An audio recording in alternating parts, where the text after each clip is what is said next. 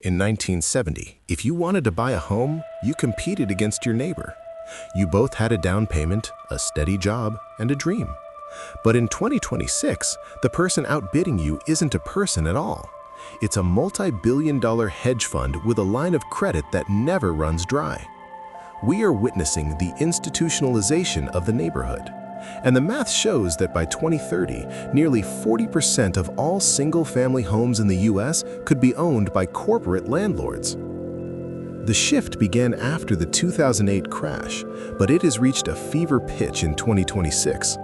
Firms like Blackstone and Invitation Homes realized that the American dream is the ultimate recurring revenue stream.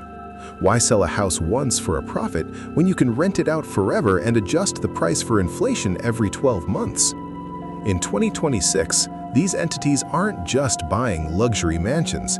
They are targeting starter homes, the 3-bedroom, 2-bathroom houses that used to be the entry point for the middle class.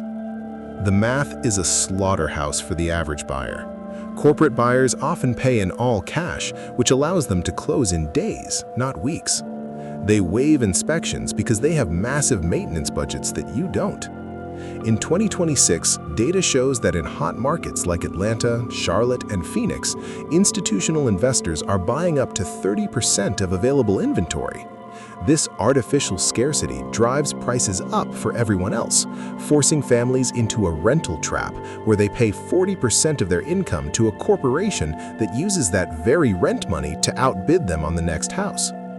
But the trap goes deeper than just the purchase price. Corporate landlords have perfected the fee economy. When you rent from a person, you might negotiate a late fee.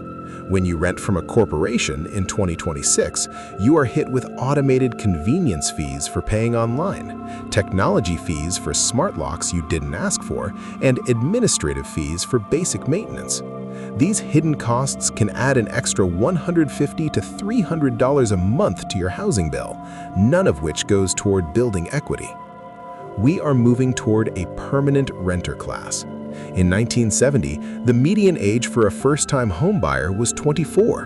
In 2026, it has climbed to 36. This 12-year delay represents a massive loss in generational wealth. Every year you spend renting from a hedge fund is a year you are funding their dividend instead of your retirement. The financialization of housing means that your home is no longer a place to live, it is an asset class on a Wall Street balance sheet. The solution in 2026 is no longer just saving more. You cannot outsave a printing press or a hedge fund's algorithm. To survive this, you have to look for market inefficiencies. This means looking at fixer-uppers that corporations won't touch, moving to Tier 3 cities where the institutional appetite is lower, or exploring co-buying models with family members. The gatekeepers have changed the rules of the game. If you try to play the 1970s version of home buying in 2026, you will lose. It's time to stop thinking like a consumer and start thinking like an asset manager.